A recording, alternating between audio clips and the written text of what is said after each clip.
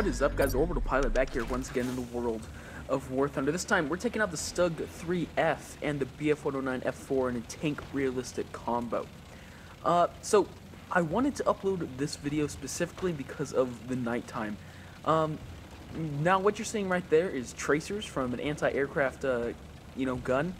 You don't get that during the daytime. I wish Warthunder would put in more night missions. I mean, this will breathe new life into the game. I love having night missions, and I don't know why that they're not in circulation more often. Okay, so let's actually get into the actual gameplay. So a couple things about this. The Stug 3, this was kind of like my last hope for the early German line. I had been driving out most early tier Germans tanks, and you know what, they're okay, they're decent.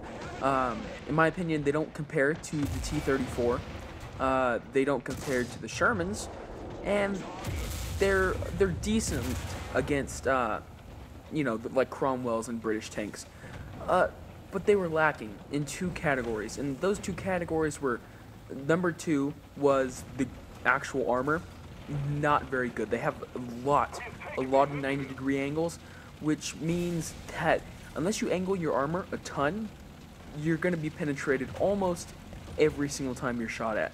The first thing, and the most important one, was the gun. The shell on early tier German tanks is absolutely terrible. And I don't know why, because technically, they say they have 150 millimeters of penetration, but it does not work. That shell absolutely does not penetrate. And as we can see there, take out a T-34 from relatively long distance with 2 shots. I probably could have done it with 1 had I known what tank it was, but I couldn't quite see what tank it actually was. So I kind of just took blind shots. Yeah, like I was saying, that this gun was kind of like my last hope for the Germans.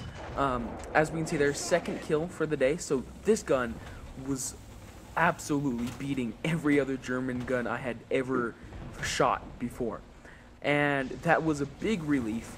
Now, it could just be the round, but honestly, the 150 millimeters of penetration, I'm not sure if it's just not modeled correctly, I'm not sure if it's, what it is, but that does not seem to be the case on early tier Germans. It just does not penetrate if there's any angling at all.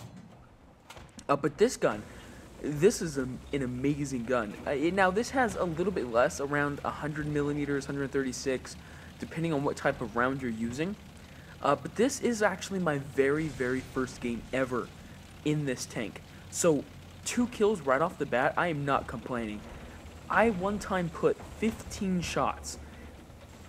Now, you're going to say you didn't shoot at the right place, but that is not actually true. I shot at the right places. Just the way his armor was angled, I could not penetrate with any other early tier German cannon. It just was not going through. So having this gun on this Stug is a big relief. I really hope that, this line continues, with this gun, or maybe even gets better. But I hope the Panther kind of fixes that line, because, man, those guns on those early tier Germans were just so bad. But let's move on to something else about the Stug that I noticed. So I have played 3 or 4 total games now. Like I said, this is the first. Now, the armor on the front is quite decent. You'll notice that, yes, it is a lot of 90 degrees. There are quite a bit of flat surfaces, so it's not angled a ton. But the amount of armor makes it quite hard to penetrate.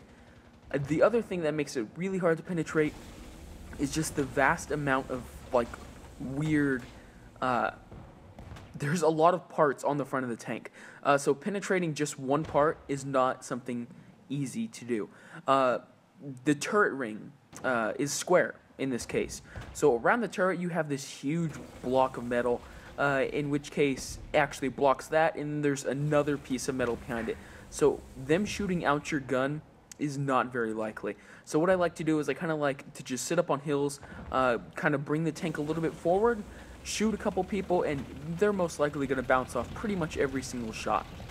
Now, what's not so armored is your side panels. So that's something you definitely want to keep in mind when driving out this tank. Yeah, that is my portable tree.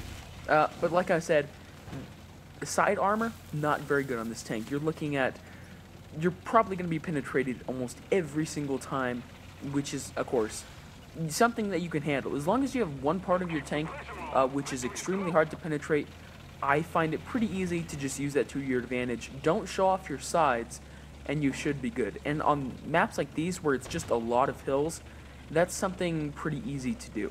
Now, right here, I kind of do mess up. I just miss a lot of my shots. For some weird reason, I thought for sure that would have killed him right by his ammo rack, but I guess not. So go after a second shot.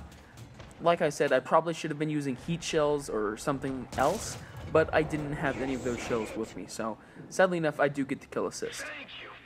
And I must say, the tracers during nighttime look absolutely awesome. It's like Star Wars lasers. I mean, they look really, really cool. So hopefully these maps, I don't know, maybe let me know in the comments down below, guys. What do you think about these kinds of maps? I mean, imagine nighttime and like snow. I mean, it would be really, really awesome to have both different times of days and, you know, actual different weather effects. So, okay, getting back into the match, we are completely dominating their team. So I'm going to hop out, and I'm going to go get in the bf-109 F4. Now, of course, there's not a lot of planes out. In fact, I think there's none, and wow, that guy got completely trashed. But I kind of wanted to see this map, you know, during nighttime in the bf-109 F4. If you guys didn't know, I do have a couple of videos on the F4. This is probably my favorite bf-109 in the whole lineup. Just because of its really, really good engine performance. Right now I actually have one 20mm on it and two 15mm guns and two 7.62s, I think. There are a lot of guns. It's a lot of firepower. At a fairly early tier with great engine performance, it's a great plane. If you guys haven't actually unlocked it and flown it out, I highly recommend doing so. It's a lot of fun. Early tier gameplay is actually some of the more fun parts of Warthunder. So flying out, I'm looking for any tracers. You're obviously not going to be able to penetrate tanks with this, but anti-aircraft can actually be blown up with these rounds. So doing that is a great way to get RP. So kind of seeing what a German pilot would see during the nighttime, it looks absolutely amazing. Sadly enough, most of these planes were shot down. Of course, war's not good, but the game looks absolutely stunning, especially in the cockpit.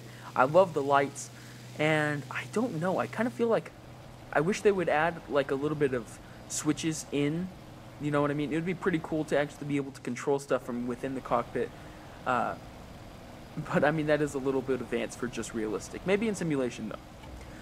So just doing a full hammerhead, I finally catch a little bit of tracers. Now this is actually a little bit more heavily armed AAA gun, so I'm not actually going to be able to kill it, but putting shots in for RP is never a bad thing. If you do catch any car though with a, you know, just like a pickup and a gun on the back, which there's actually a lot of in War Thunder, killing those with early tier planes is quite easy and fun.